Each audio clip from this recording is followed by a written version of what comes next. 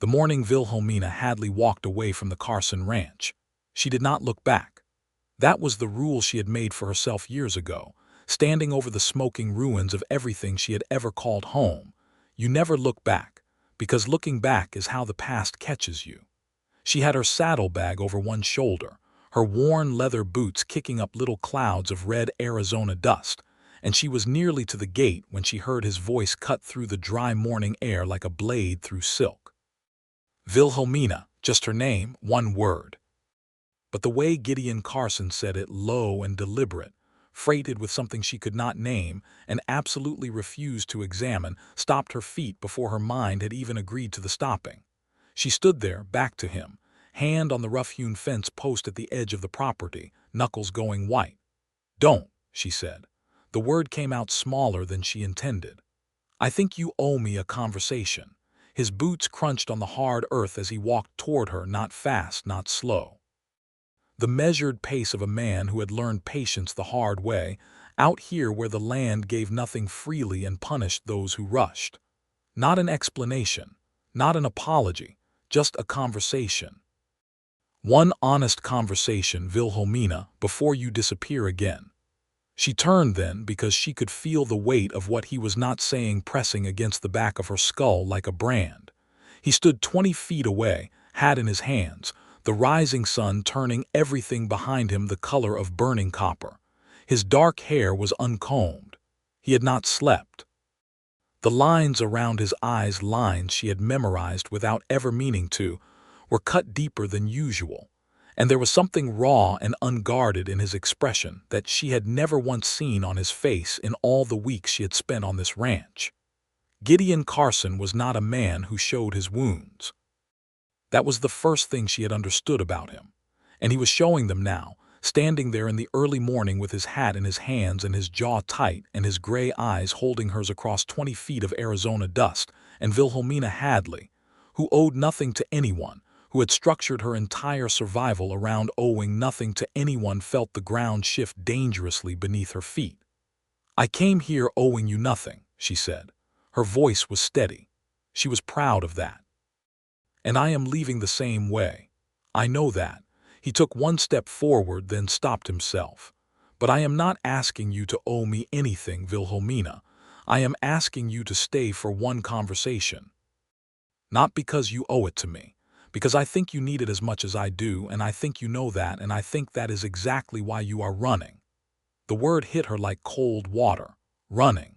She had been running for 3 years. She knew it.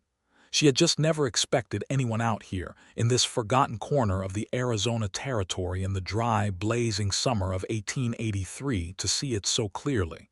She let go of the fence post. She turned around fully.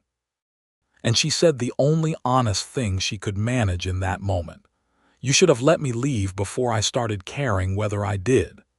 It had started 6 weeks ago, and it had started with desperation, the way most true things do.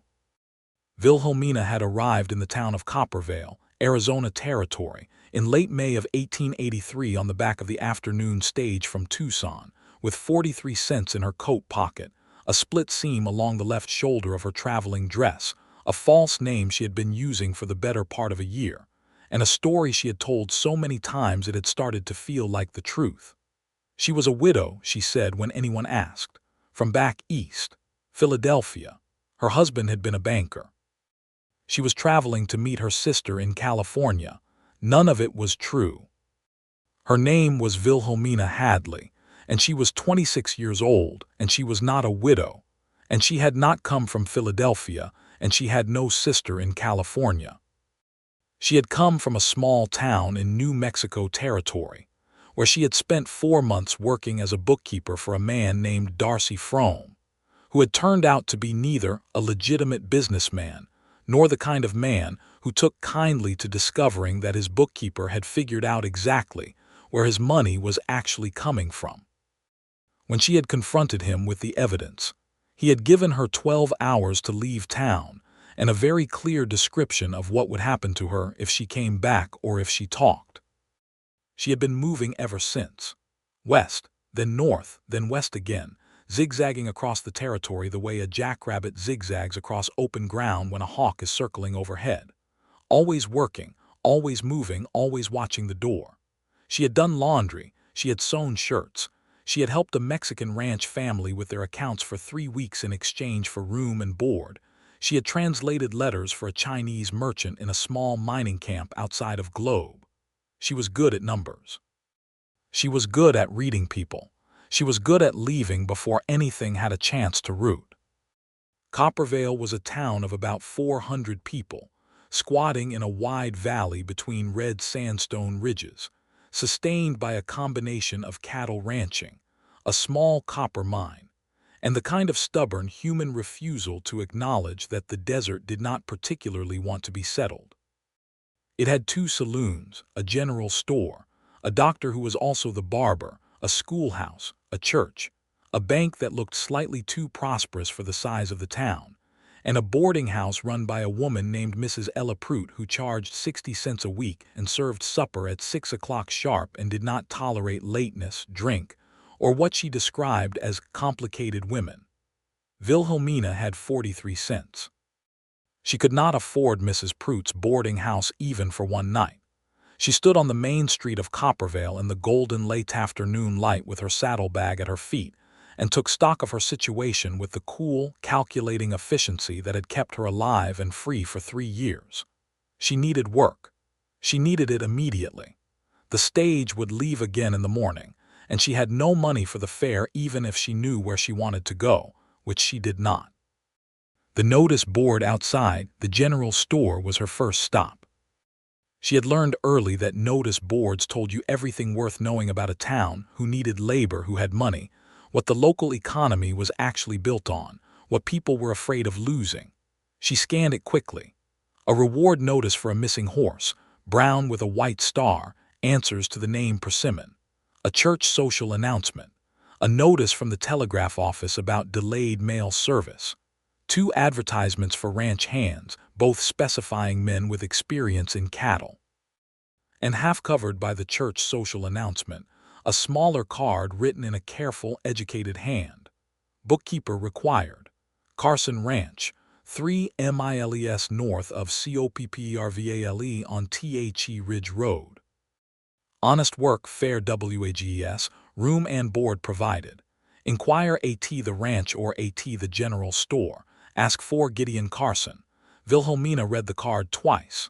Then she peeled the church social announcement away from it and read it a 3rd time. Room and board provided. That was the sentence that mattered.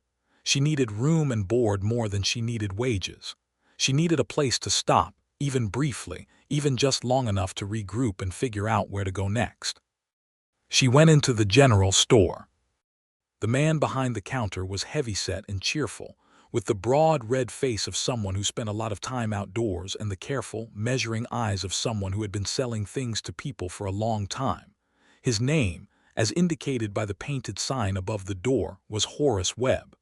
Carson Ranch, Wilhelmina said, setting her saddlebag on the counter with a confidence she did not entirely feel. I understand you can arrange an inquiry there. Horace Webb looked at her.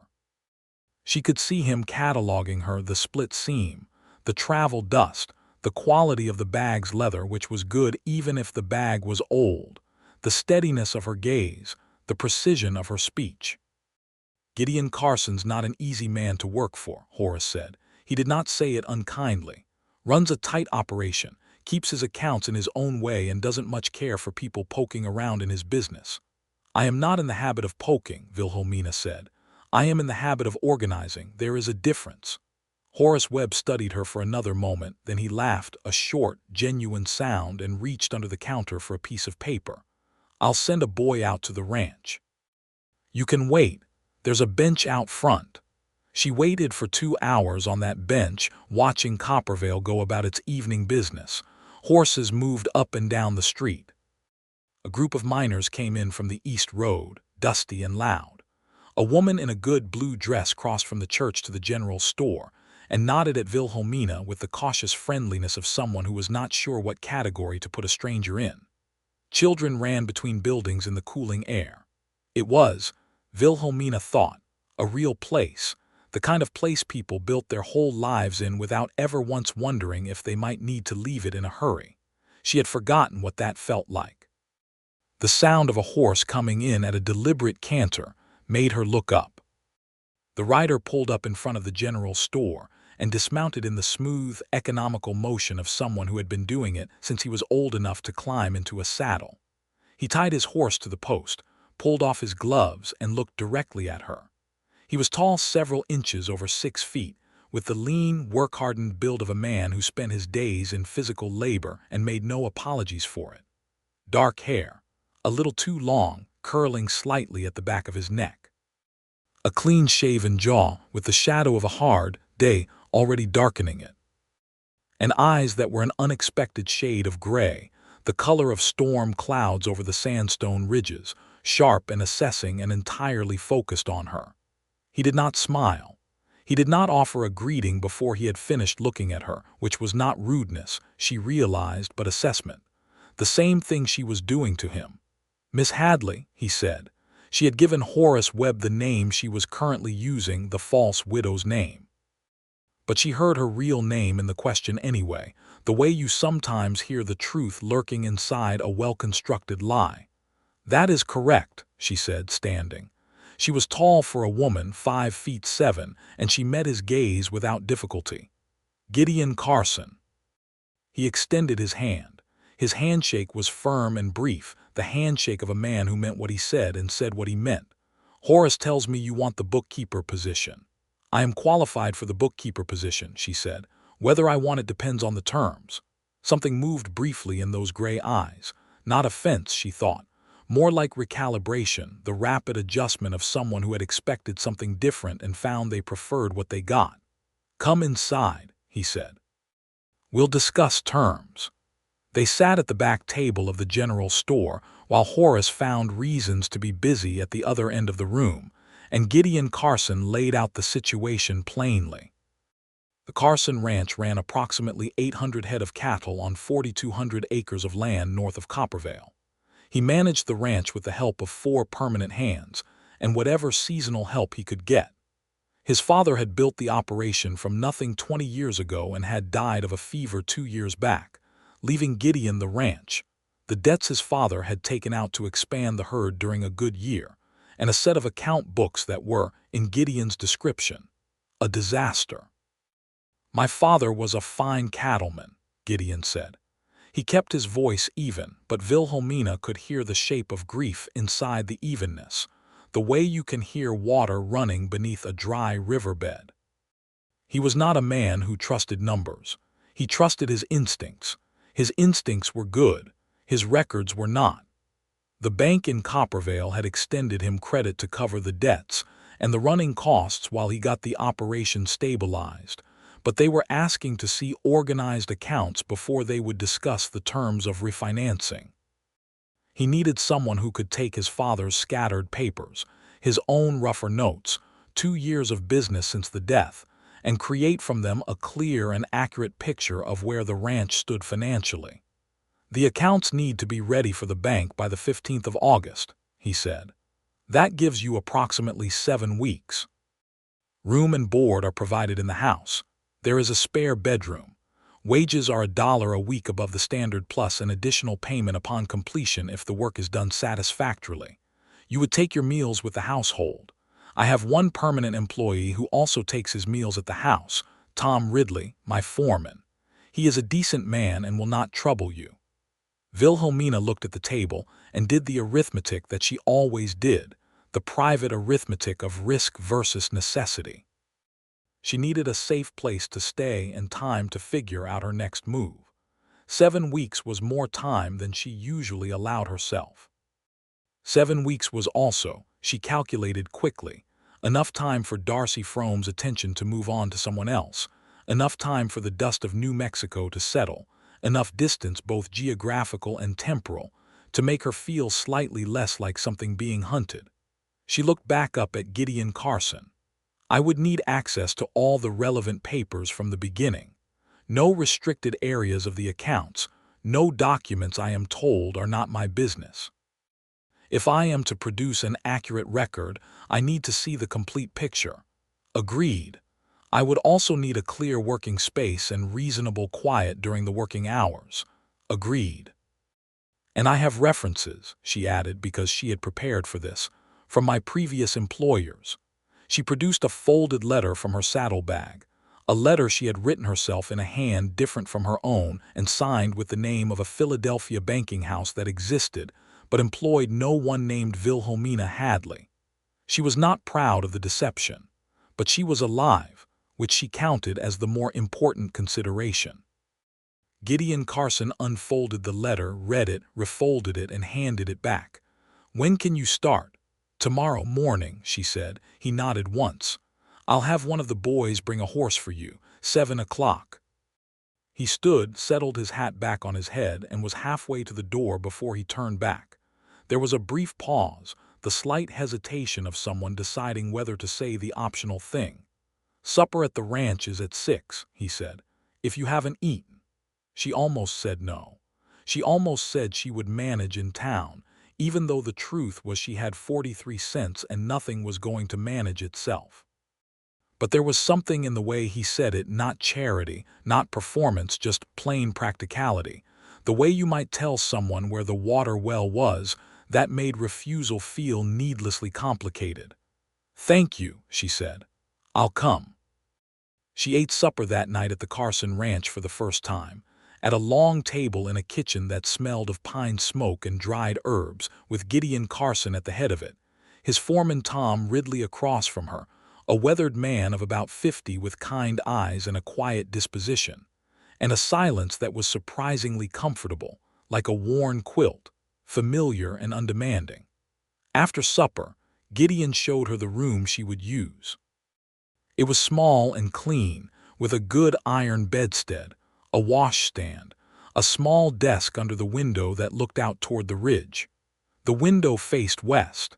The last light of the day was painting the sandstone in colors she did not have names for. "If you need anything," he said from the doorway, "Tom or I will be up early." "I will be fine," she said. He nodded and left. She stood at the window for a long time after, watching the colors change, and she told herself very firmly that this was temporary, that she was here to do a job and then move on, that she had no interest in making any kind of impression on Gideon Carson beyond professional competence, and that his gray eyes and his plain speech and the careful grief she had heard tucked inside his words when he talked about his father were of no concern to her whatsoever. She was very convincing. She almost believed herself. The account books were, as Gideon had described them, a disaster. His father, Franklin Carson, had apparently operated on the theory that as long as he kept every piece of paper, the overall picture would somehow emerge from the pile. There were receipts stuffed into ledger books. There were entries made in pencil on the margins of cattle sale records. There was a system of his own private notation that Wilhelmina spent the entire first day trying to decode, filling 3 pages of her own notes before she cracked it.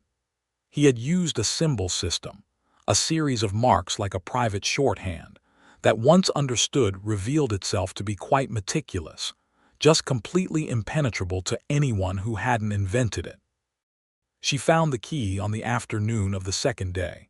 A single folded piece of paper tucked into the back of the oldest ledger, Franklin Carson's explanation of his own system, written as though to himself, in a large, slanted hand. She sat at the desk in the small room that served as the ranch's office and read through it twice, and then she felt something unexpected, a sharp, warm pang of recognition. She had known men like Franklin Carson, men who built things in the way that made sense inside their own minds, in private languages that worked perfectly until the one person who spoke them was gone. Her father had been a man like that. She pushed the thought aside and got back to work. By the end of the first week, she had organized the papers chronologically, decoded the notation system, and begun building a proper ledger from the ground up. The picture that was emerging was complex but not as dire as it might have been. The ranch was profitable, had been profitable for years, but the debt Franklin had taken on during the herd expansion 2 years before his death was significant, and the interest accumulating on it was a problem. It was a solvable problem. She could see that clearly, but it required careful navigation. She presented her preliminary findings to Gideon on the Friday evening of her first week, spreading her newly organized papers across the dining table after supper, while Tom Ridley diplomatically found business elsewhere. Gideon sat across from her and listened without interrupting. She had noticed that about him. He listened the way some men ate, with full attention, as if the thing being offered deserved complete respect. He did not fidget. He did not look away. He simply listened, and when she finished, he was quiet for a moment, looking at the numbers she had laid out. "How bad?" he said. "It is manageable," she said honestly. "The debt is real and the interest is a genuine problem, but your operational numbers are strong. If I can show the bank what I am seeing here, that the underlying enterprise is sound, and that there is a clear path to debt reduction over the next 4 years, they should be willing to restructure." He was quiet a moment longer. "Then you found the notation key." "Second day. It was in the back of the oldest ledger." Something moved across his face, a brief, complicated expression that she could not entirely read. "My father spent 6 months trying to explain that system to the man the bank sent out to look at the accounts after he died," he said. "The man gave up and told me the records were too incomplete to be useful." "Your father's system was complete," Wilhelmina said. "It was simply private. Anyone who was willing to look for the key would have found it." Gideon looked at her across the table. "Not many people bother to look for things they've already decided aren't there." The statement was about the accounts. She understood that. But it landed somewhere else, somewhere she had not expected it to land, and she gathered her papers a little more quickly than necessary and said good night. The second week was different from the first in ways she had not anticipated. The first week had been about the work, the pure, absorbing puzzle of the accounts, and the work had been sufficient. The second week, the work was still absorbing, but she had established her rhythm and her methodology, and in the spaces between, she began to notice things she had not had attention for in the urgency of the beginning. She noticed that Gideon was up before dawn every morning, and that the first sounds she heard were his boots on the floorboards, and then the soft creak of the back door, and then, if she lay still and listened, his voice in the yard talking to one of the horses in the low, unhurried way that people talk to animals they trust.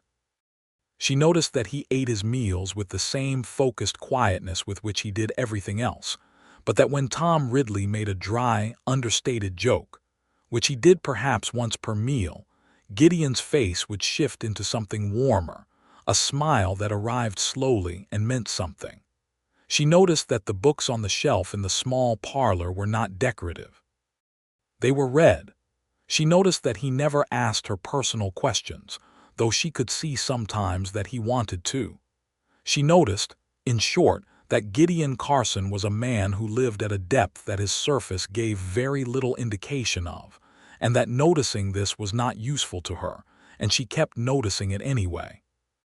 On the Wednesday of the second week, one of the ranch hands came in at midday with a sprained wrist from a fence repair accident, and Gideon sat with the man, a young hand of about 20 named Cal, at the kitchen table for 20 minutes, cleaning and wrapping the injury himself with a competence that suggested he had done it many times before, talking to Cal the whole time in an easy, matter-of-fact way that made the young man visibly relax.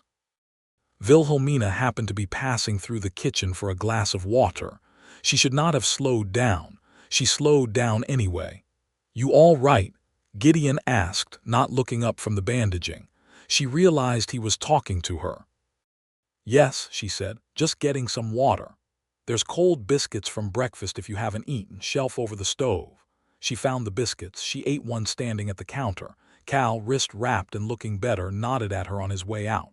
She and Gideon were briefly alone in the kitchen. "You don't have to feed me," she said, not accusingly, just as a statement of fact. "Room and board is sufficient. I'm not keeping track," Gideon said. He was washing his hands at the basin. "Nobody goes hungry at this ranch. That's not a courtesy, it's just how things work here." He dried his hands on a rough cloth and looked at her sideways. "You do that thing." She raised her eyebrows. "What thing?" "You apologize for existing in space," he said.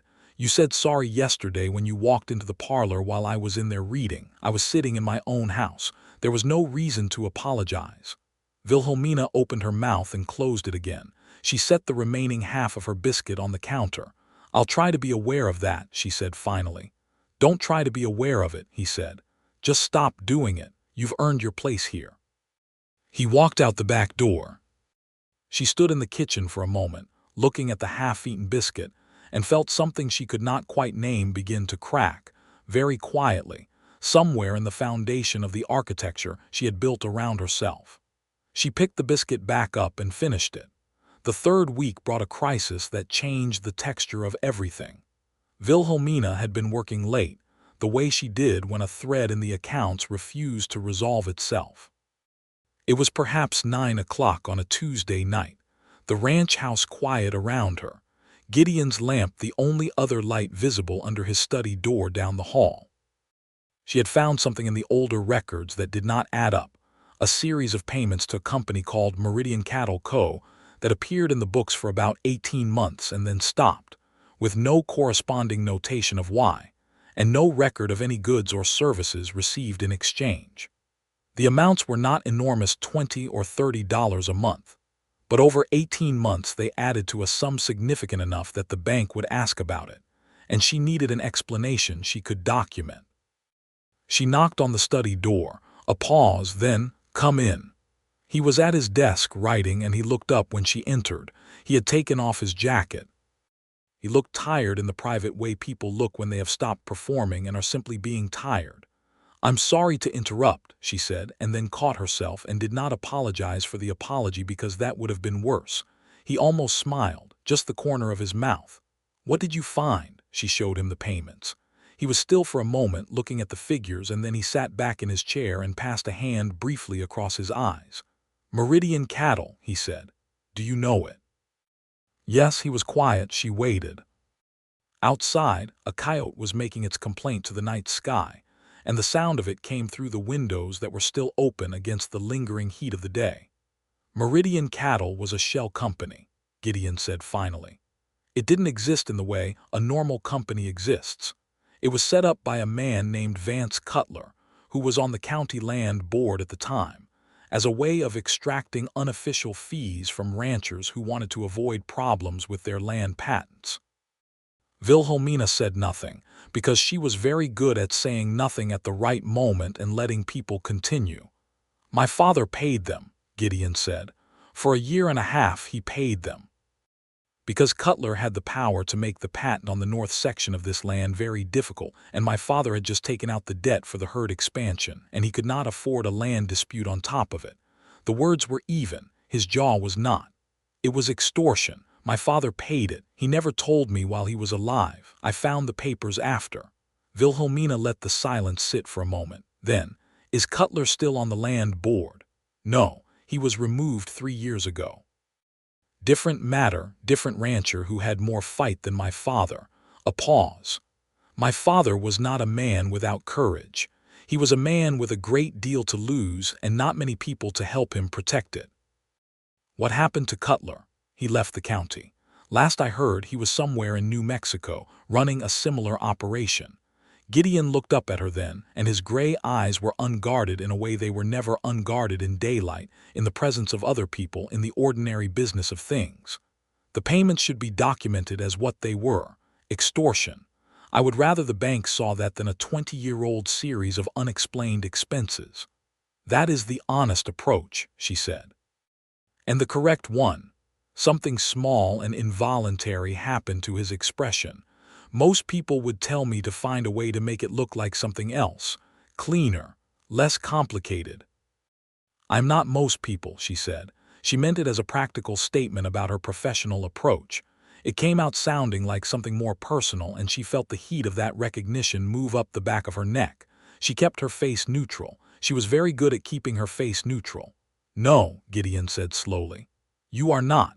She went back to the office. She sat at the desk and stared at the papers for quite a long time before she was able to focus on them again.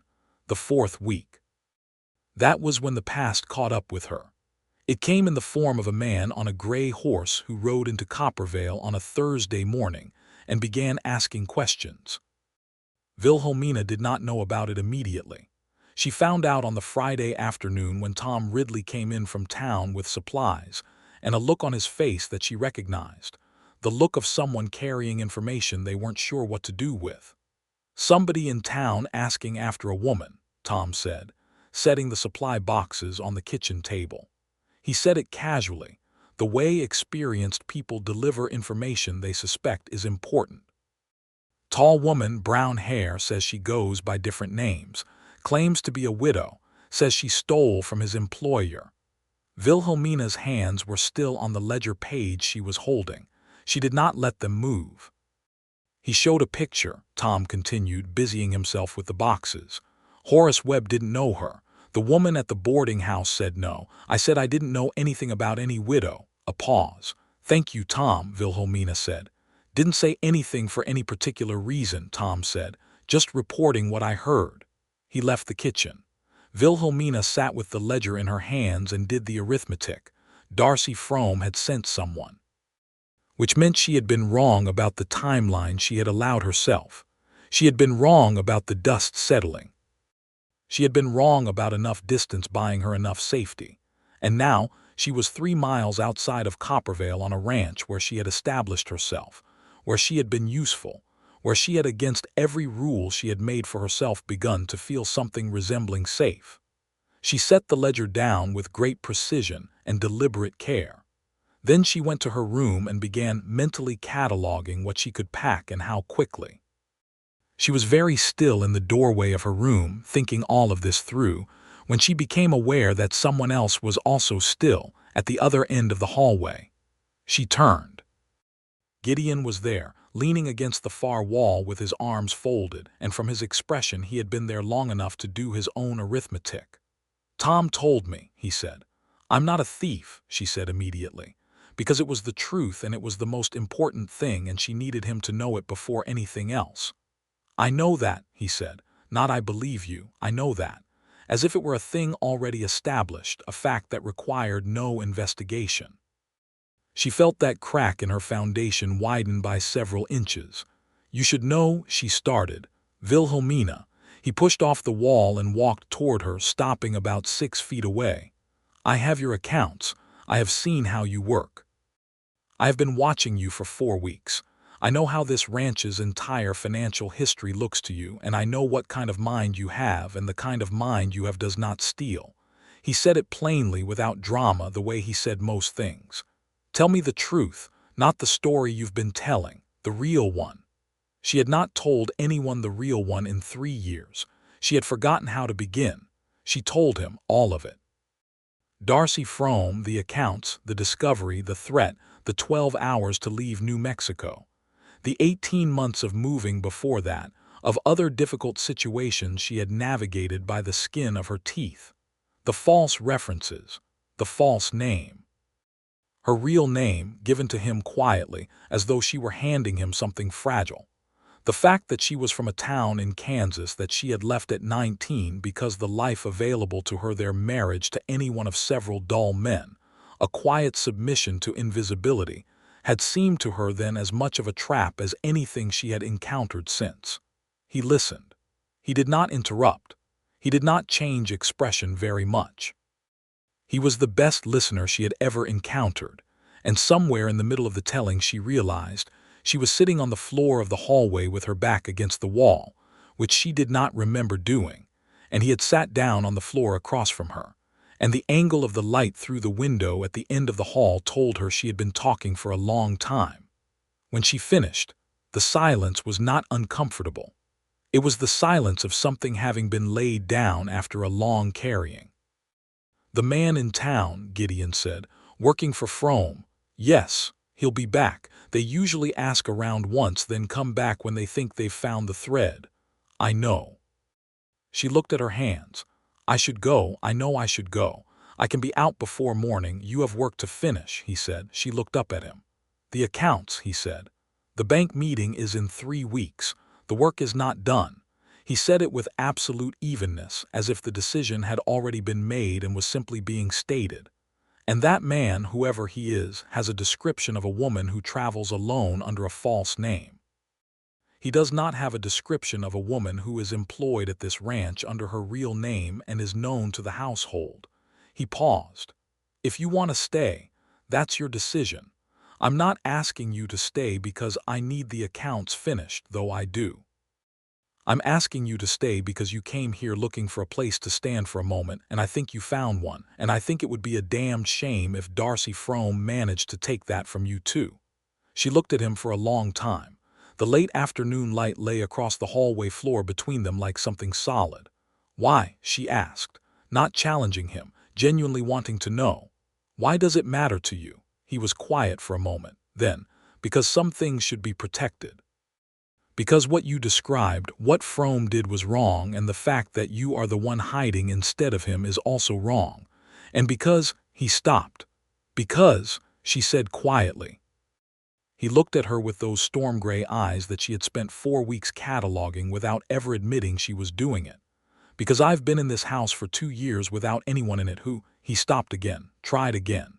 This ranch has felt empty since my father died, not for lack of people. Tom's been here since I was 12. The boys come and go, but it has been empty. He said the last sentence as though it surprised him to hear himself say it. Wilhelmina sat with that. I'll stay, she said. Until the accounts are finished. She meant it as a limit, a line, a clear end point beyond which she would not allow herself to be drawn. The accounts were finished in another 2.5 weeks. Those 2.5 weeks were the most dangerous of the entire dangerous adventure she had been living, and they were dangerous because they were quiet and warm and entirely unlike anything she had known in 3 years. Darcy Frome's man came back through Coppervale once more, 11 days after the first visit, and this time he spoke to Horace Webb again, and to the men at one of the saloons. And Horace Webb told him that the only woman matching that description currently in the area was a Miss Wilhelmina Hadley, employed as a bookkeeper at the Carson Ranch, a well-established local operation. And that if the man had questions, he could take them up with Gideon Carson, who was a rancher of considerable standing in the county, and was known to have a particular patience for uninvited trouble that leaned strongly toward persuading it to leave. Gideon had, in fact, ridden into town that morning specifically to make himself visible and to let it be known that his bookkeeper was his employee and under his business's protection, without ever saying anything that could be construed as threatening. The man left. He did not come back. Gideon told Wilhelmina about it with the same plainness with which he told her everything, at supper that evening, matter-of-factly, as if he had simply made a routine business call in town that day. And Wilhelmina looked at her plate for a moment and felt something she had not felt in a very long time, which was gratitude without suspicion attached to it, gratitude that did not immediately search for the hidden cost. "Thank you," she said. "Seemed the practical approach," Gideon said. Tom Ridley, across the table, said nothing, but the slight deepening of the lines around his eyes told Wilhelmina he was not entirely without opinions on what had just been described. In those 2.5 weeks, other things happened that were smaller and more significant than Frome's man in Coppervale. Wilhelmina began to walk out to the northern pasture in the evenings after supper, when the light was turning and the heat was finally relenting, and the air smelled of sage and dry grass and something vast and clean. The ranch's land was spectacular in the way that the Arizona Territory's land was spectacular, a spectacle of scale and austerity that required either acceptance or constant battle, and offered no middle ground. She found she had, without fully deciding to, accepted it. Gideon began. On the third evening she walked out that way, to walk out there too. It was not arranged. He simply appeared at the edge of the yard as she was crossing it, and fell into step beside her without ceremony or comment, and they walked out to the edge of the northern pasture and stood looking at the ridgeline going through its nightly color transformation, and said nothing for a while. Then they said various things, and then they walked back, and the next evening the same thing happened, and the evening after that. They talked about his father more than once in pieces, the way grief gets talked about, not all at once but in installments. Franklin Carson had come to Arizona from Missouri at 22 with a wife, $100, and what he described to his son as an unreasonable confidence that the land would cooperate. His wife, Gideon's mother, had died when Gideon was 11. A fever, swift and merciless, and Franklin had raised Gideon on the ranch with the help of Tom Ridley and a series of other hands who came and went. And the thing that had held the whole enterprise together, Gideon said, was his father's absolute conviction that the land they were working was worth the working, that the difficulty was not evidence against the endeavor but part of its fundamental nature. He wasn't a man who needed things to be easy, Gideon said one evening. They were sitting on the fence rail at the north pasture, which had become their customary spot. He thought easy was a sign that you hadn't chosen the thing you were meant to be doing. Wilhelmina was quiet, listening. He would have liked you, Gideon said then. He said it without looking at her, which made it somehow more rather than less. She talked about Kansas. She had not talked about Kansas to anyone in years, had kept it sealed off in the way you seal off rooms in a house after a death, leaving the furniture and the dust, and the particular quality of light exactly as they were as a preservation against something you cannot name. But she talked about it now, in pieces, in the evenings. Her father, who had been a school teacher and had taught her to love numbers the way some men teach their sons to love horses, as both a practical tool and a form of beauty. Her mother, who had died when Wilhelmina was 14. The town that had contracted around her after that, drawing tighter and tighter in its expectations of what a girl without a mother and limited prospects was meant to become. The morning she had left at 19 with a small bag and $20 she had saved over 2 years from giving private arithmetic lessons to the children of the better families. The 3 years of her 20s spent navigating a country that was not always willing to make space for a woman with abilities, but no connections and no man to provide the social scaffolding that abilities alone apparently did not buy. Gideon listened to all of it the way he listened to everything completely. On a Sunday evening in the middle of the final week of her work, a storm came out of the northwest, the kind of fast, violent desert storm that arrives with almost no warning and departs just as abruptly, leaving the world drenched and glittering and smelling of wet sage and clean red earth. They were caught at the north pasture fence when it hit, and they ran back toward the house laughing, actually laughing, both of them, which surprised her, because she had not heard herself laugh in so long that the sound of it was slightly unfamiliar. And they arrived on the covered back porch soaking wet, breathing hard. Gideon pushed his wet hair back from his forehead and looked at her, and she was looking at him. And for a suspended moment the only sounds were the hammering of the rain on the porch roof and their own breathing. She was intensely, unavoidably aware of him, of the closeness, of the wet and the warmth and the laughing that had just been, of the way his eyes were entirely on her face with an expression that had shed every layer of the careful reserve he maintained like armor. She took a step backward, onto the house side of the porch, which was not very much space, but it was something. "I should change," she said. Her voice was perfectly steady. She was extremely proud of that. "Of course," he said. He had already stepped back too. The reserve was back almost, not entirely. She went inside. She sat on the edge of the iron bedstead in her room for a considerable time, wet clothing and all, staring at the washstand, talking to herself in the privacy of her own head very sternly about the importance of finishing the accounts and leaving in a clean and uncomplicated manner.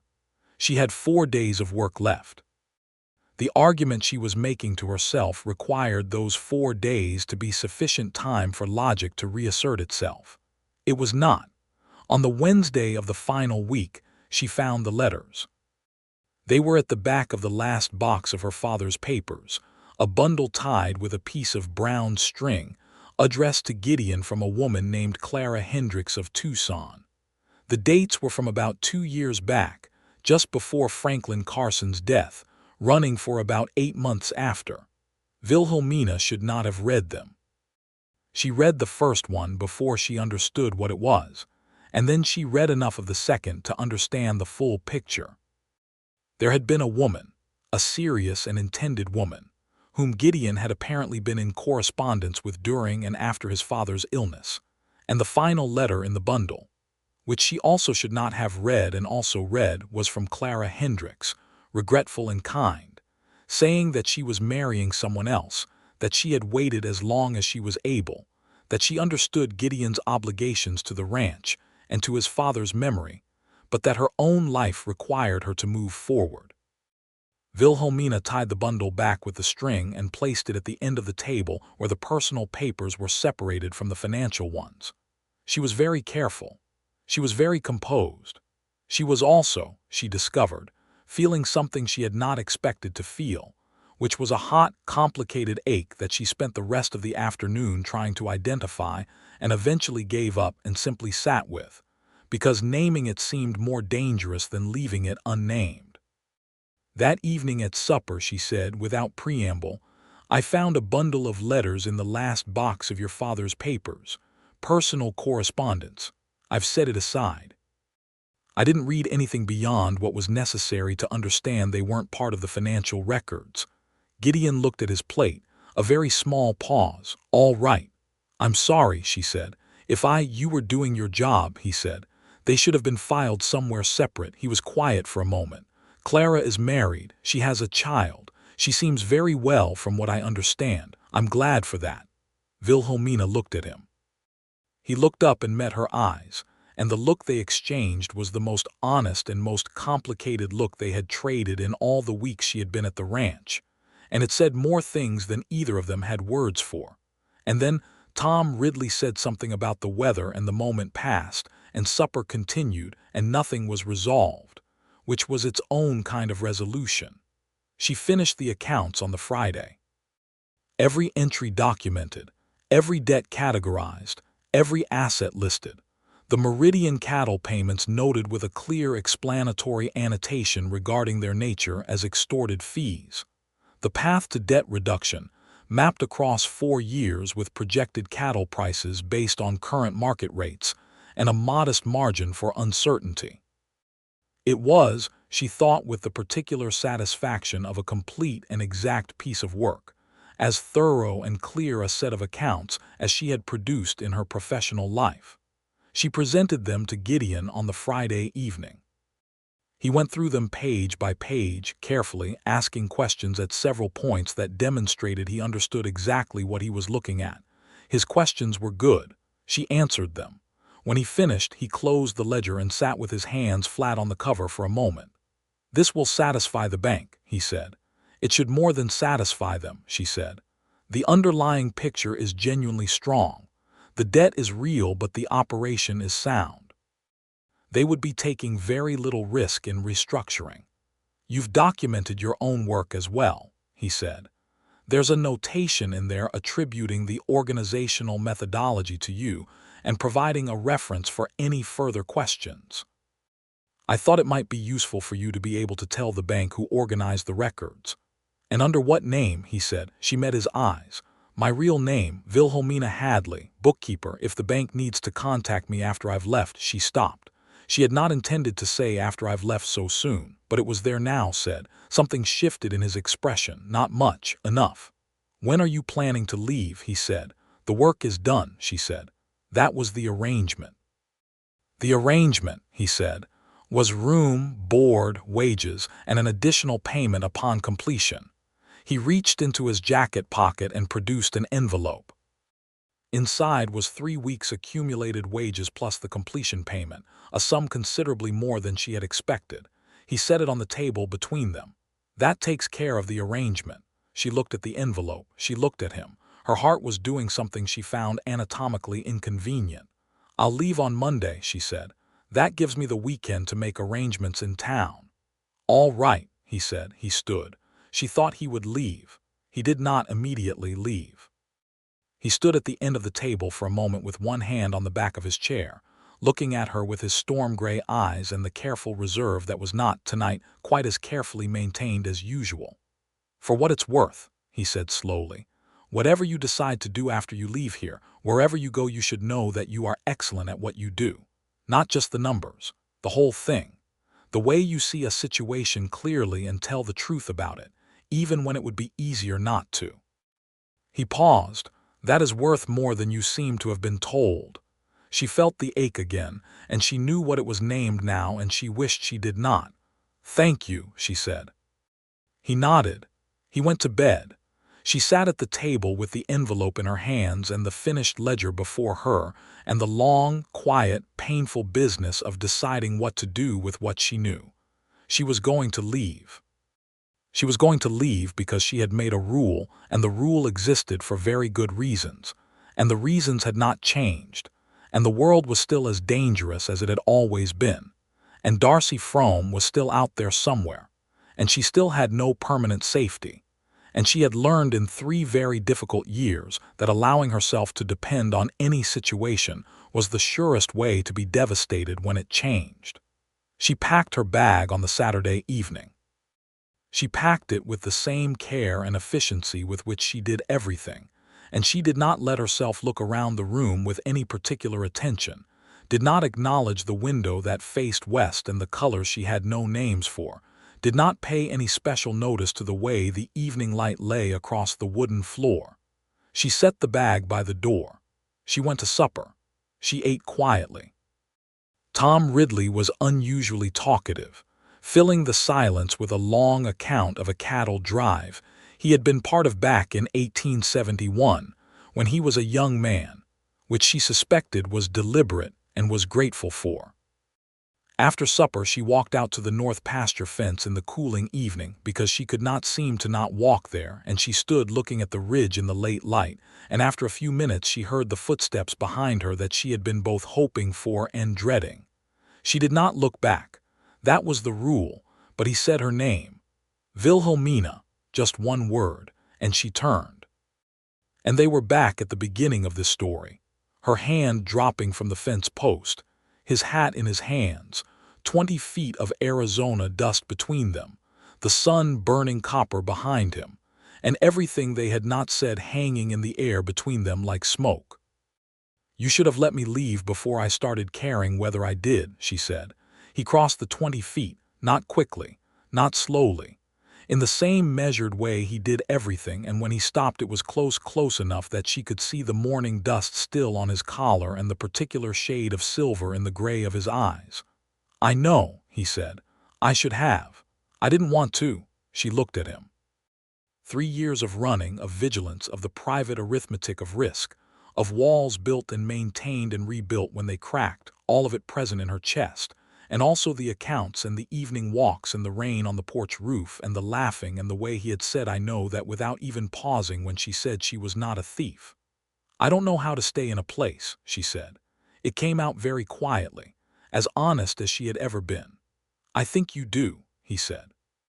"I think you've forgotten, you know, but I don't think it's something you can lose. It's like my father's notation system. The key exists. It's just been put somewhere you haven't looked in a while."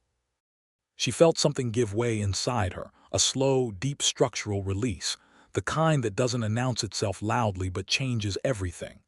Her eyes were burning. She would not have described herself as a woman who cried, and she was not exactly, but her eyes were burning and she blinked twice and looked at the ridge.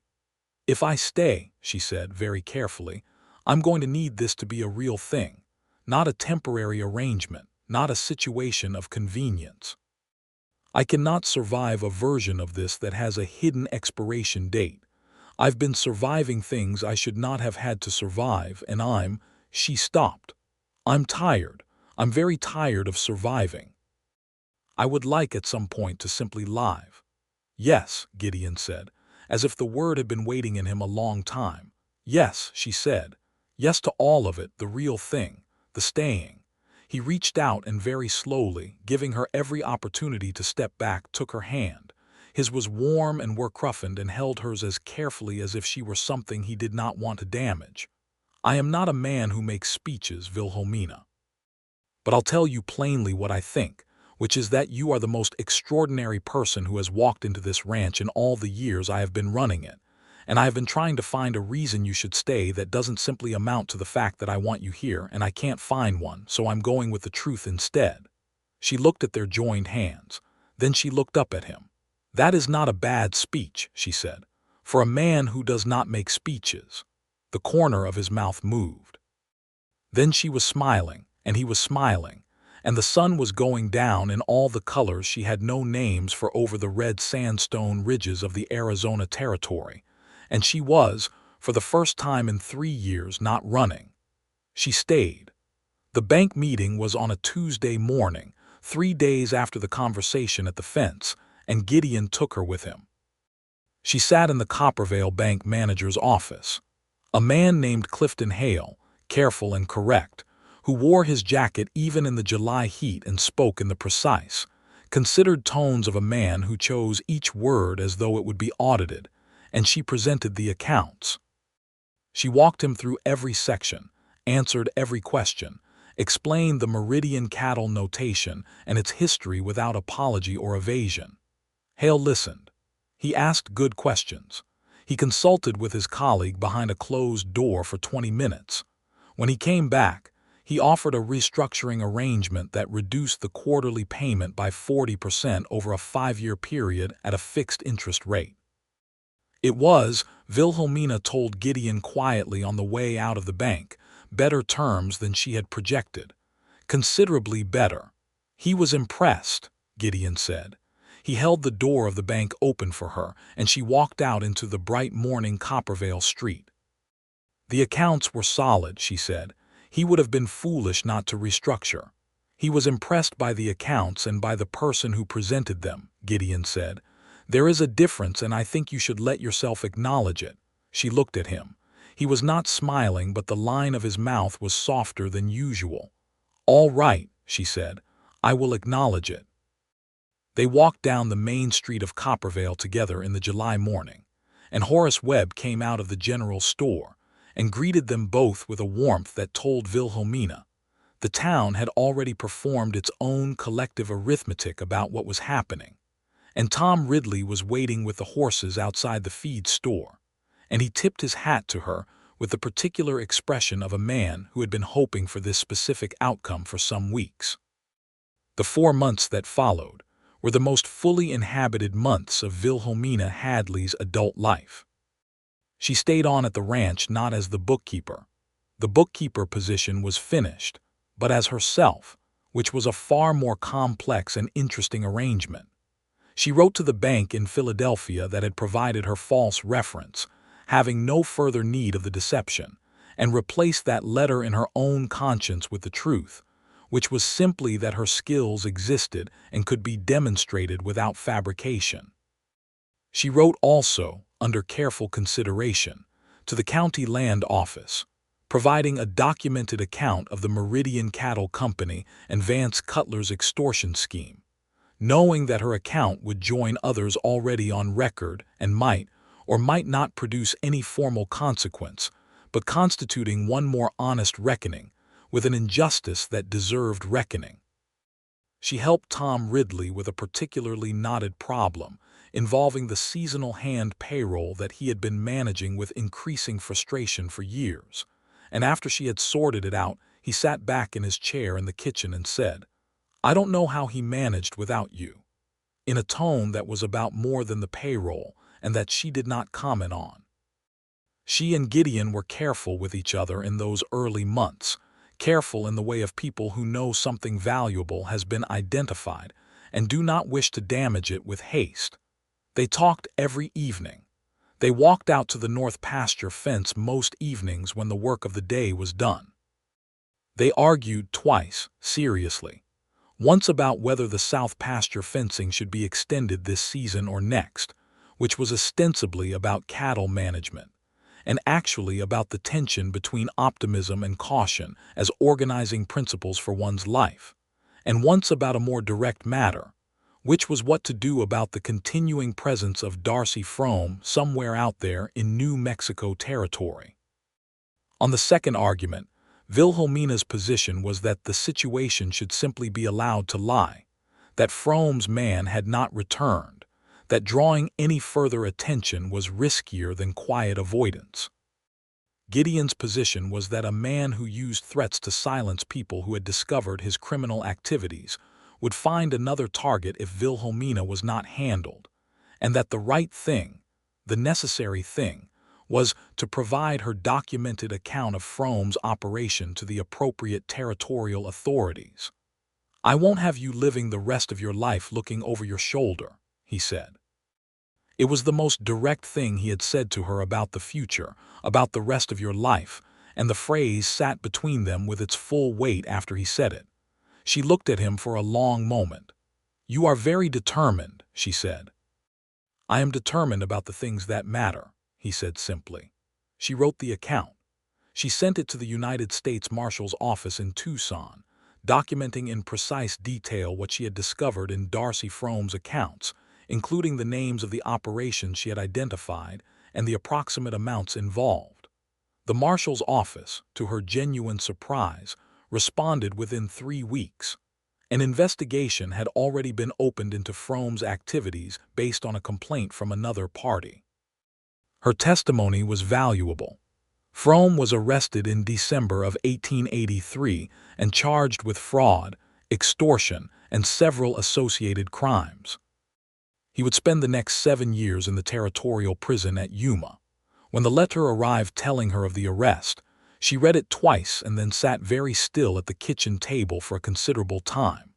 Then she got up and walked out to the north pasture fence, and Gideon found her there half an hour later, which she had known he would, because he knew her by then in the way that people know each other when they have spent enough time paying honest attention. He stood beside her at the fence. He did not say anything immediately. "It's over," she said. "The thing I've been running from is over." "Yes," he said. "I don't know what to do with that." "Yes, you do," he said. "You're already doing it." She looked at him. He was looking at the ridge, at the winter light flatter and lower than the summer light she had arrived in, but clear and cold and beautiful in its own entirely different way. "Gideon," she said. He turned. He looked at her with his full, undivided, storm-gray attention. "Ask me," she said. He understood what she meant. She could see it in his face immediately. He was quiet for a moment, gathering himself, she thought, the way a person gathers themselves before saying the most important thing they will ever say. "Marry me," he said. "Stay here, not as an arrangement, not as a temporary situation, as my wife. As the person this ranch belongs to as much as it belongs to me, because I think it has been yours since the first evening you walked out here and stood at this fence and looked at the ridge as if you recognized it." He paused. "I love you. I have been in love with you since approximately the 2nd week, which is not a comfortable thing to admit given that I have been conducting myself as though I were entirely sensible this entire time." She felt the laugh come up before she could stop it, a real one, the kind that arrived from the middle of something purely happy, and she let it come, and his face opened in that slow, genuine smile she had spent months cataloging. "Yes," she said. "Of course, yes. What else would I say?" "I was not entirely certain," he said. "You are a person of considerable independence of mind." "Independence of mind and certainty of feeling are not mutually exclusive," she said. "I love you. I have been conducting myself with similar degrees of misplaced reasonableness." She took a step toward him, which closed the distance between them to a matter of inches, and looked up at him with all the practiced composure she had spent 3 years building entirely abandoned. "I'd like to stop being reasonable now." He kissed her. It was the first time, there at the north pasture fence in the December cold of the Arizona Territory, with the ridge going gold behind them, and the distant sound of the ranch's daily business, carrying on in the way that the world's daily business carries on regardless of the transforming moments happening within it. The kiss was warm and certain, the way he was warm and certain about everything that mattered to him, and Wilhelmina Hadley, who had arrived at the Carson Ranch owing nothing and had left, briefly, owing one rancher a conversation she had not been ready for, and had come back for that conversation, and had not left since, kissed him back with everything she had. They were married in February of 1884.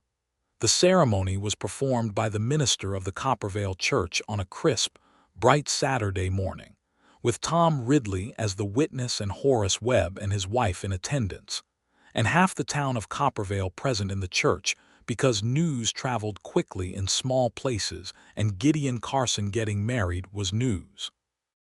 Wilhelmina wore a dress of deep blue wool that she had made herself over the preceding weeks, because she was capable of sewing when motivated, and she had been motivated by the desire to be married in something that was entirely hers. Her hair was pinned up with 2 tortoiseshell combs she had bought from the general store, which were the most extravagant personal purchase she could remember making in years. She walked to the front of the church without anyone to walk with her. Her father was gone. She had no family present, and she felt, for only a moment, the acute aloneness of that, the absence of all the people who should have been there. Then she looked at Gideon at the front of the church, standing straight and still in his good jacket with his dark hair combed for once and his gray eyes entirely and completely on her. And the aloneness was filled with something so much larger than itself that it ceased to feel like a wound and became instead simply a fact that was part of the whole truth of her life, which was complicated and difficult and worth every page of it. She reached the front of the church. He took her hands. "Ready," he said very quietly, not the minister's word, his.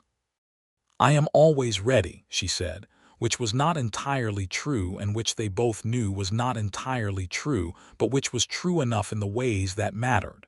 The minister conducted the ceremony. They said the words. He put on her finger a simple gold ring that had been his mother's, which he had given to her the night before with the plain explanation that his mother had been the best person he knew, and he thought it should go to the second best person he knew, which had made her press her lips together very hard and look at the ceiling for a moment. After the ceremony there was a small celebration at the ranch, and Tom Ridley made a toast that was 6 words long and contained more genuine warmth than most speeches 10 times its length, and Horace Webb's wife brought a cake, and the ranch hands Cal with his long-since-healed wrist among them, were cheerful and respectful and made Wilhelmina feel, without excessive display, that they were glad she was there. The first year of the marriage was everything that quiet, capable love builds itself into when it has a solid foundation and enough room to grow. They ran the ranch together in the full sense. She took on the permanent management of the accounts and the business correspondence, which she was gifted at, and he managed the land and the livestock and the 100 daily physical decisions that keeping 800 head of cattle on 4,200 acres of Arizona territory required.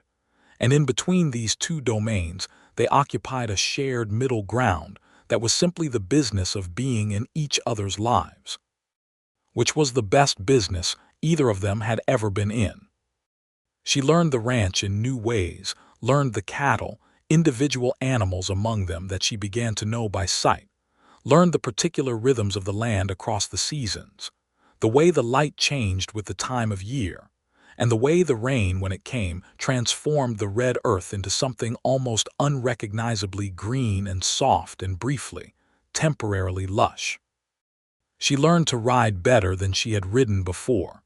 She had known the basics, enough to get herself from one place to another, but Gideon taught her the ranch way of it, which was about communication rather than control, and she took to it with the same methodical enjoyment she brought to any skill worth learning. He learned her in new ways too, learned that she was someone who needed, occasionally, genuine solitude, not distance from him, but private time with her own thoughts, and who was refreshed rather than diminished by it. Learned that she had strong aesthetic opinions about very specific things and no opinions at all about other things that most people cared about, a selectivity that he found amusing and sensible in equal measure. Learned that she was capable of a degree of stubborn determination about questions of fairness that occasionally required careful navigation, and that the navigation was worth the effort. In the summer of 1885, she discovered she was pregnant. She told him on a Sunday morning before he had gone out to the horses, while the coffee was still on the stove. She had not rehearsed the telling. She simply said it plainly, the way they said most important things to each other. He sat down in his kitchen chair and looked at her for a long time without speaking, and then he said, "Are you all right?" Which was his first question before happiness, before anything else, and she loved him very completely for that. "I'm all right," she said. "I am better than all right. I am trying to determine the appropriate reaction, which is not a skill I have much practice with regarding purely good news." He reached across the table and took her hand. "The appropriate reaction is whatever you are feeling." "I feel," she stopped, tried again. "I feel as though I have been walking for a very long time in a direction I couldn't see, and I have arrived somewhere, and the somewhere is correct. That is what I feel." He turned her hand over and pressed his mouth to the inside of her wrist, which was something he did when words were insufficient, and she sat with that in the Sunday morning kitchen, with the coffee on the stove and the Arizona summer waiting outside the windows, and felt the arriving.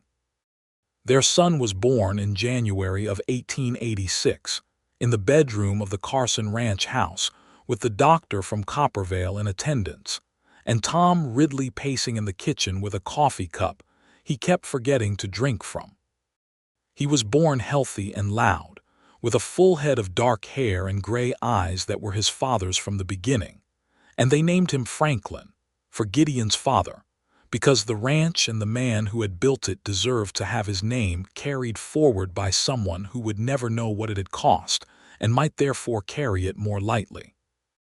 When Wilhelmina held Franklin for the first time, exhausted and entirely present, Gideon was sitting on the edge of the bed beside her with his hand at her back, and she looked at their son and then at her husband and said nothing at all, because some things require the absence of words to be properly known. Franklin grew. He was a healthy, curious child who had his mother's facility with numbers from an early age, counting things obsessively, arranging objects into precise patterns, and his father's patience and steadiness, a combination that manifested as a child who was simultaneously meticulous and unflappable, which the ranch hands found endlessly entertaining.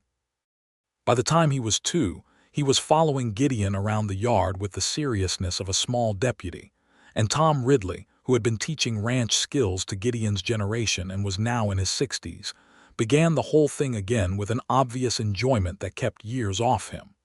The ranch prospered. By 1887, the debt restructured by Clifton Hale's bank had been paid down to less than half its original balance, ahead of schedule. The herd was healthy. The land patent, the north section that Franklin Carson had paid extortion money to protect, was secure and had been since Cutler's removal from the land board. The accounts were meticulous and accurate and would remain so. Wilhelmina took on, in the years following Franklin's birth, an additional piece of work that had not been planned but arrived as the natural consequence of people in the county knowing what she could do. She began helping other small ranch families with their accounts, informally, for modest fees, and in the process discovered that the Meridian cattle extortion had touched more operations than just the Carson Ranch. Several families had similar unexplained payments in their records. She helped them document it. She helped them write letters. She attended, with Gideon beside her, 2 separate county hearings at which the pattern of Cutler's extortion was formally established in the record. It produced no criminal consequence for Cutler, who remained out of the county and out of reach, but it produced something else, a clear and documented public record, a collective refusal to let the injury simply disappear into the past where inconvenient truths are usually left to quietly rot. She was building something, she realized. Not just managing something, actually building. A reputation, a practice, a kind of presence in the county that she had never imagined for herself when she was a girl in Kansas, or when she was 23 and moving from town to town with a false name and 43 cents, and the constant low-grade terror of being caught. She had imagined in those years that the best she could hope for was invisibility. She had not imagined being seen. Being seen, she discovered, was considerably better. In the spring of 1888, they had a daughter. They named her Alina Nora from the first week, because Franklin, who was 2.5 and very clear about how language should work, decided that Alina was too long and Nora was correct. Nora was born with Wilhelmina's brown eyes and a temperament entirely her own, fierce and sunny, and impatient in a way that reminded Gideon of no one so much as his wife on the first evening she had come to supper at the ranch.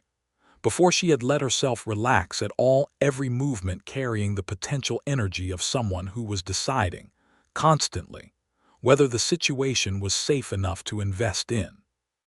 By the time Nora was old enough to have opinions, which was approximately 8 months into her life, she had decided the situation was safe enough and invested completely. On a Friday evening in the October of 1888, nearly 5 years to the month since Wilhelmina had arrived in Coppervale on the afternoon stage from Tucson, she sat at the north pasture fence with Gideon in the cooling air, the ridge going through its evening colors, Franklin asleep in the house behind them, with Tom keeping an unofficial eye on the proceedings, and Nora bundled and held against Wilhelmina's chest in the way that small babies require absolute commitment from whoever is carrying them. "Tell me something," she said. "Something specific," Gideon said. "Tell me something true." He was quiet for a moment, looking at the ridge. "Then I think you are the bravest person I have ever known. Not the way that gets told in stories, not the kind of brave that makes a loud noise and gets noticed. The other kind. The kind that gets up every morning and refuses to let the difficult things win." He looked at her sideways. "I am glad every day that you missed the stage to California." "I didn't miss the stage," she said. "No," he said. "You chose not to get on it." She looked at the ridge. The colors were extraordinary.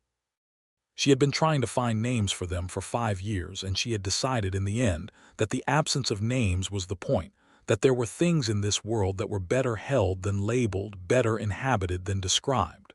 "I am glad, too," she said. She looked down at Nora's small face, the eyes at half-mast in the particular way of babies approaching sleep, the small fierce mouth relaxed for once.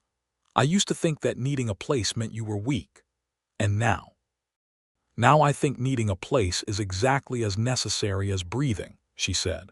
"And having one is the whole difference." She looked at her husband beside her in the October evening, at the man who had said "I know" that before she even finished explaining herself, who had put his hat in his hands and stood in the morning dust, and asked her for one honest conversation with nothing but his own heart in his hands and no guarantee that she would stay. "You gave me a place to stand, Gideon, before you gave me anything else. That is the thing I am going to hold onto the longest." He put his arm around her, carefully because of Nora, and she leaned into him, and the sun finished going down over the sandstone ridges of the Arizona Territory in all the colors that did not require names, and the ranch was quiet around them, and their son slept peacefully inside, and their daughter had given up on consciousness entirely and was warm against her chest. She had come to the Carson Ranch owing nothing. She had left owing one rancher a conversation she was not ready for. She had come back for the conversation and had never left again.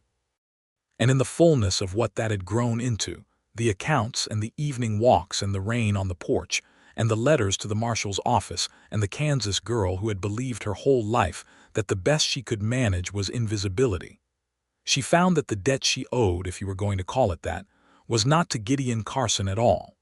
It was to herself, to the version of herself who had, on a particular October morning in 1883, let go of a fence post and turned around. Everything after that was the reward for that turning.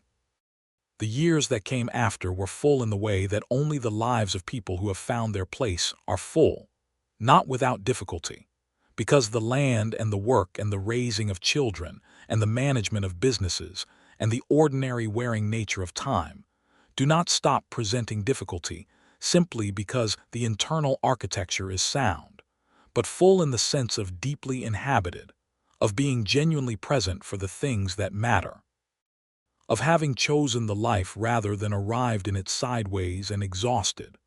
Franklin, at 7, had opinions about the cattle and expressed them with a seriousness that the ranch hands obligingly treated as authoritative.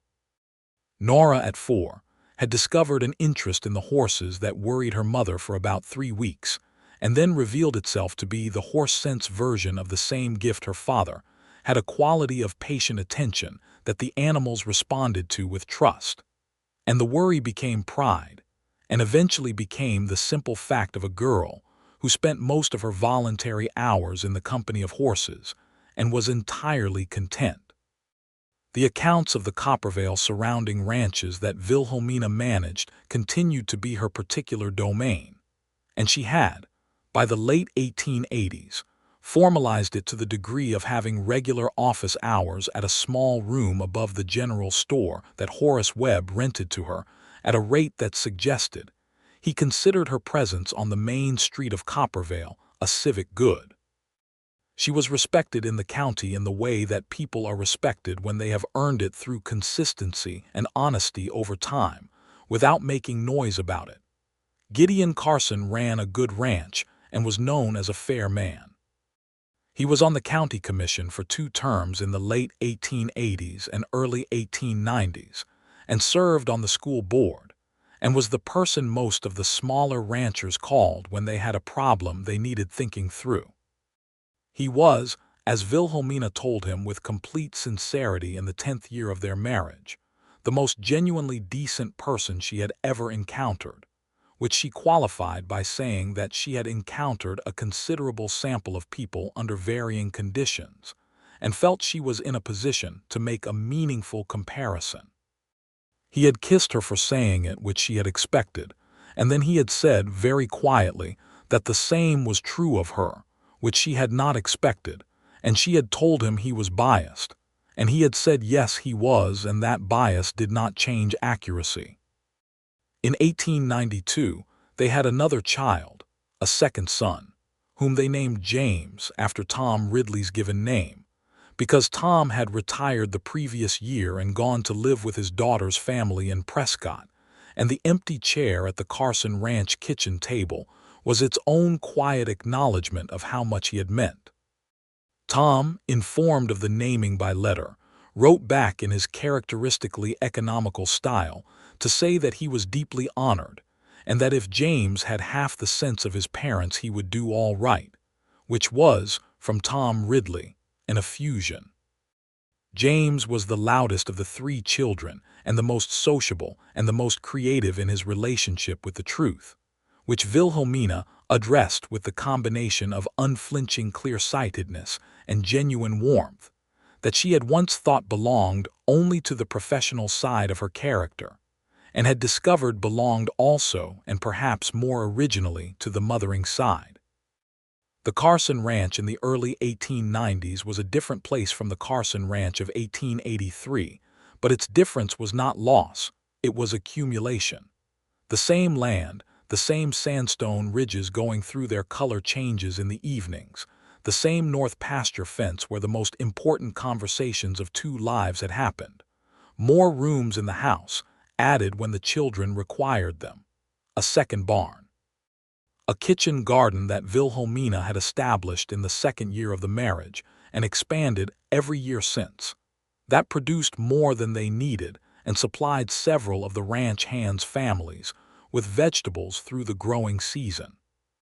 A shelf in the parlor where the books that had been read by one were also read by the other, and where new books arrived with some regularity from the catalog of a publishing house in New York, because Wilhelmina had strong views about the importance of new books and Gideon had developed strong views about this too. The final settling of the past came, in a way she had not expected, in the summer of 1893, when a letter arrived from the Arizona Territory's new county seat in Tucson, informing her that the territorial legislature had, as part of a broader land reform effort, formally addressed the category of extortion-based payments that had characterized the Meridian Cattle Company scheme and several similar operations across the territory during the 1870s and early 1880s. Affected ranch families who could document such payments were entitled to apply for a modest restitution from a newly established territorial fund. The documentation required was precisely the kind of documentation that Wilhelmina had spent months producing, a decade earlier in the office at the Carson Ranch. She applied. The restitution was modest, a few $100s, but it was not the amount that mattered. It was the formal acknowledgement. It was the territorial government of the United States putting on the record that what had been done to Franklin Carson and to the other ranchers like him had been wrong, and that the record should reflect that, and that however small, something should be given back. She told Gideon at supper. He read the letter carefully and set it down on the table. "Your work," he said. "That letter exists because of the documentation you produced." "Our work," she said. "Your father's work, all the ranchers who came forward." He nodded, accepting that without argument. They were both quiet for a moment. Franklin, 12 years old and paying attention to adult conversations with the intensity of someone who understood that they contained information, looked between them. "Is it something good?" Franklin asked. "Yes," Gideon said. "It's something right, which is better than good." Franklin considered this. Then he nodded, the slow, satisfied nod of someone who has received information that fits properly with the other information he already holds. That evening, after the children were in bed and the ranch house was quiet, Wilhelmina and Gideon sat on the back porch in the warm Arizona summer dark, the way they often sat in the evenings, now comfortable in the silence, comfortable in each other, the long ease of two people who have built something together and are sitting in it. "Do you ever think about Kansas?" he said. "Sometimes," she said. "Less than I used to." "Good or bad when you think about it?" She considered. "It was the beginning," she said. "I think of it the way you think of a starting point. Once you've traveled far enough that the starting point looks different from a distance. Small and significant at the same time." She looked out at the dark ridge against the darker sky. "I think the girl who left Kansas was looking for somewhere she could put all of herself down, every piece of it. Not just the pieces that were convenient or socially acceptable or safe." She paused. "It took a while to find it." "Did you find it?" he said. She looked at him. He was watching her with the same quality of attention he had brought to their first real conversation, to the accounts, to every important thing, complete and honest and unhurried. "I'm sitting in it," she said. He reached across and took her hand, and they sat in the warm dark with the Arizona summer around them, and the sound of 3 children sleeping in the house behind them, and the north pasture fence somewhere out there, in the dark, holding the shape of all the evenings they had stood against it, and the ridge holding its patient shape against the sky as it had held it long before either of them was born, and would hold it long after both of them were gone, and in that particular and irreplaceable moment. Wilhelmina Hadley, who had arrived at the Carson Ranch with 43 cents, and a false name, and the practiced vigilance of someone who had learned that the world was a place of hidden costs, and forced choices and dark rooms full of things she was not supposed to see, sat in the fullness of the life she had been brave enough to stay for. She had come owing nothing and had left owing one honest conversation. She had come back for the conversation and had never once regretted it. She held her husband's hand in the Arizona dark, and the stars above the sandstone ridges were extraordinary, and she was home.